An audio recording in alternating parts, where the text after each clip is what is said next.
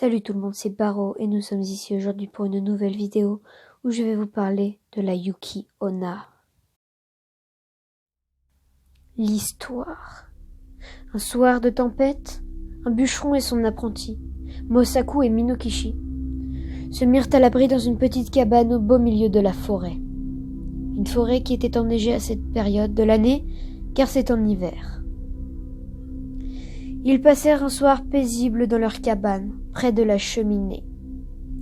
Ils discutaient de ce qu'ils allaient faire le lendemain, quand tout à coup, le feu de cheminée s'éteignit.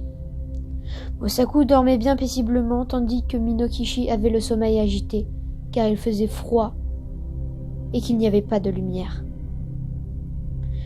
Une femme était dans la pièce. Elle était très belle et surtout d'une blancheur irréelle. Elle portait un kimono blanc et elle avait également des cheveux longs et noirs. Vous allez voir par la suite que ces cheveux noirs ne sont pas ordinaires. Elle se pencha sur Mosaku pour lui souffler son haleine glaciale. Le pauvre! Si ça se trouve, elle puait totalement de la gueule. Minokichi avait peur. Que dis-je, il était terrorisé. Elle s'approchait de lui tout doucement. D'après vous, la suite, c'est qu'elle lui tranche la gorge? Eh ben non, vous avez tout faux. Elle le trouva trop beau, donc le supplia de ne le dire à personne, sinon elle allait le tuer. Vous êtes déçus, hein? Le lendemain, Minokichi se leva, dit bonjour à son patron qui était en fait son cadavre. Bah oui, la vie est triste chez les Japonais. Il était pris de peur et voulait le dénoncer aux samouraïs. Oui, à cette époque, c'était des samouraïs, pas des flics. Mais il avait conclu un pacte avec le diable. Plus tard, le jeune homme rencontra l'amour de sa vie.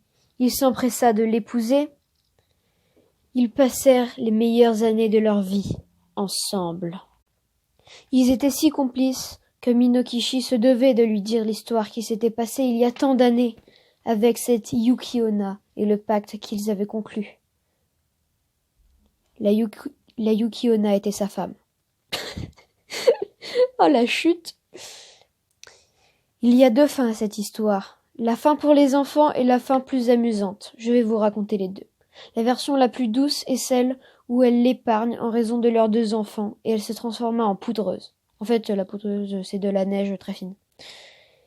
Et la version où elle lui trancha la tête avec ses cheveux en forme de lame.